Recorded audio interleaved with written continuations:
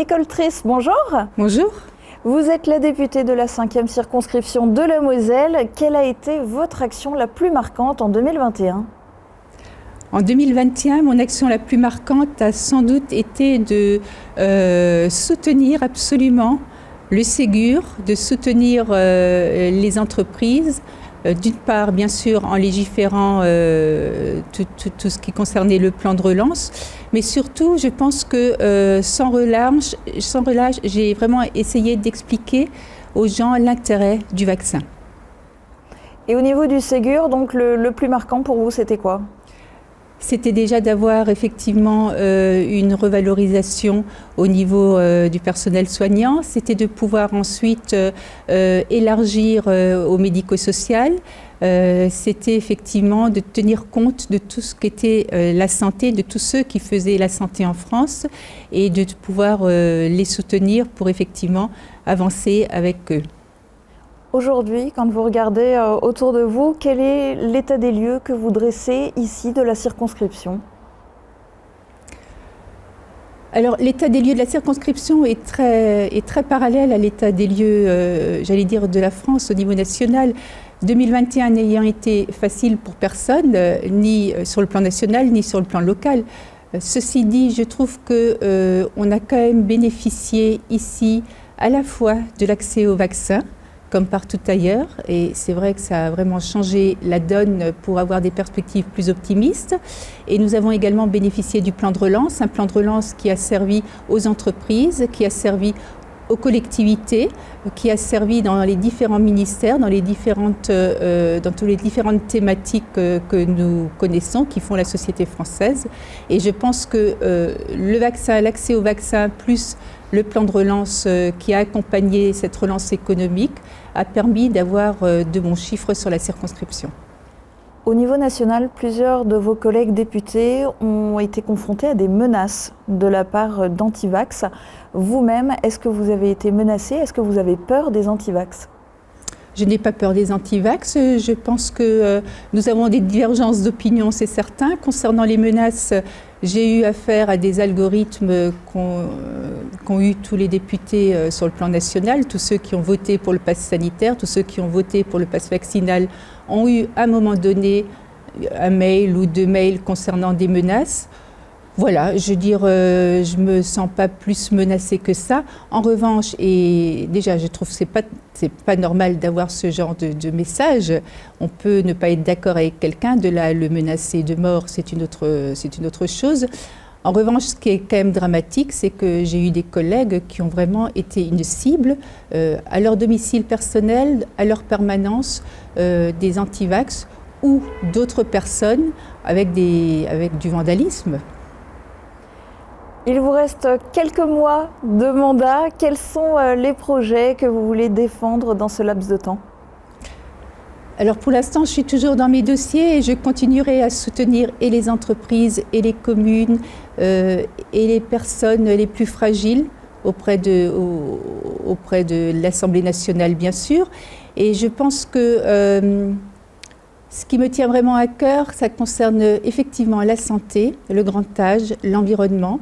Ce sont là trois piliers qui doivent maintenant être davantage encore accélérés, développés pour une amélioration du cadre de vie, pour une amélioration du bassin de vie, en parallèle bien sûr avec le soutien aux entreprises, toujours dans le cadre du plan de relance concernant le bassin d'emploi pour le coup. Quelles sont les plus grandes difficultés auxquelles vous avez été confrontés au cours de votre mandat ? Au cours du mandat, les plus grandes difficultés, je pense que ce qui m'a beaucoup étonnée, mais également choquée, c'est l'agressivité, que ce soit sur les réseaux sociaux notamment, ou certains messages dont on parlait à l'instant concernant mes collègues.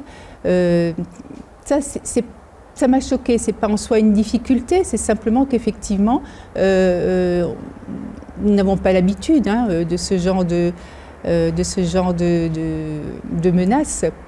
Ensuite, je dirais qu'il y a le temps de la politique fait qu'effectivement, quelquefois, on aimerait que ça aille plus vite, qu'on arrive plus vite à faire aboutir des dossiers. Et puis, voilà, il faut la patience.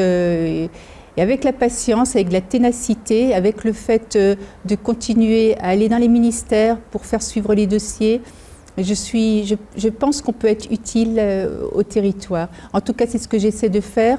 Personnellement, c'est ce que j'ai toujours fait en fait, c'est aller dans les ministères pour faire avancer les dossiers ou alors faire venir des ministres pour leur faire découvrir notre contrée. Là, récemment, nous avions eu Laurent Pietraszewski qui a rencontré les chefs d'entreprise sur Sarreguemines. Nous avons eu Joël Giraud qui a rencontré les maires sur Bitche. Je crois que c'est important qu'il y ait toujours ce lien entre les ministres, entre les parlementaires, entre les élus locaux, entre les entreprises, pour avancer ensemble et construire ensemble le monde de demain. Quelle est votre plus grande fierté au cours de ce mandat ? Ma plus grande fierté. Je suis contente d'avoir fait aboutir des dossiers comme la gendarmerie de Bitche qui va être concrétisée, comme la labellisation de l'hôpital de Bitche.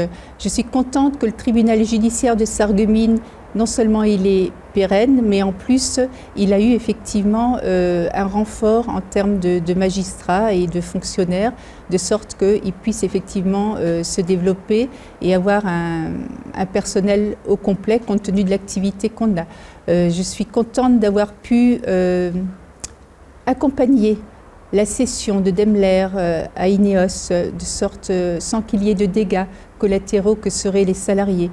Voilà, c'est vraiment ce genre de dossier que je suis, c'est ce genre de dossier que j'essaie de faire avancer, et lorsqu'on arrive à concrétiser quelque chose qui est toujours pour le territoire, qui est pour le bassin de vie, qui est pour le bassin d'emploi, voilà, je pense que c'est là mon rôle, c'est mon utilité, et quand j'y arrive, que je me sens utile et que ça marche, c'est tant mieux. Et quel est votre plus grand regret ? Mon plus grand regret, c'est de ne pas avoir vu aboutir la proposition de loi sur la fin de vie. Ça, c'est une grande frustration pour moi parce que j'étais impliquée là-dedans, et c'est vrai que c'est pourtant quelque chose qui est demandé par une grande majorité des Français, et cette proposition de loi, ce jour-là, a été arrêtée parce qu'il y a une poignée de députés qui ont déposé tellement d'amendements qu'on n'a pas pu terminer dans le temps imparti.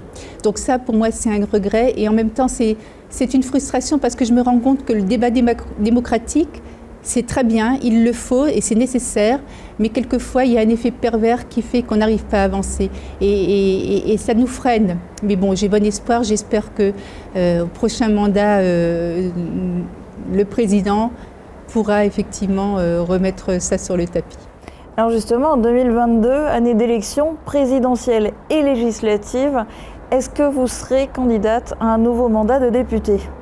Je ne vais pas vous le dire aujourd'hui, je ne pourrai pas vous le dire aujourd'hui. Moi, ce que je veux là aujourd'hui, j'ai encore des dossiers que je suis, donc je suis vraiment encore la tête dans le guidon. Vous voyez bien, entre le pass vaccinal, les dossiers de la circonscription, ça va vite et c'est intense. Ma préoccupation première, je vais vous dire, c'est d'avoir la candidature du président pour un deuxième mandat. Parce que je pense qu'il a une vision des choses, c'est quand même quelqu'un qui a réussi à gérer cette crise d'une manière... Compte tenu de ce que nous ne savions pas au début et de ce que nous savons maintenant, il a réussi à gérer cette crise pour qu'on en sorte avec des chiffres économiques qui sont quand même formidables. D'ailleurs, le prix Nobel d'économie, Paul Krugman l'avait dit, on est vraiment bien situé, on est sur un piédestal au niveau des pays qui s'en sont sortis sur le plan économique. Je crois qu'il a une vision qui est claire, et donc j'espère vraiment déjà qu'il pose sa candidature pour un second mandat. Le reste suivra par la suite, on verra en temps voulu. Suivra quand ? Vous dévoilerez quand votre intention ? Je ne sais pas encore. J'attends d'avoir l'attention déjà, et l'intention plutôt du candidat Macron, en espérant qu'il nous fasse cette... Donc on n'en saura pas plus aujourd'hui. Et bien du coup, il vous reste 30 secondes pour conclure cet entretien. Oui, je voulais simplement dire que je me rends compte que l'année 2021 était vraiment une année difficile pour tout le monde, et je pense à beaucoup de monde dans cette circonscription. C'est vrai que je n'ai pas fait mes vœux une fois de plus, puis c'est la deuxième année, on ne peut pas faire les vœux. Et là, j'ai vraiment une pensée pour les maires nouvellement élus depuis 2020 qui n'ont jamais pu faire leurs vœux comme ils se devaient face à leurs administrés. Je voudrais également dire que ce que je souhaite avant tout pour pour les habitants, c'est vraiment une année plus apaisée. Je crois qu'il faut absolument avoir une année apaisée, ça nous fera un bien fou, avec bien sûr une santé de fer, cela va de soi, et puis que ceux qui n'ont pas encore été vaccinés, n'oubliez pas de vous faire vacciner. Voilà. Merci pour cet entretien. Je vous en prie, merci à vous.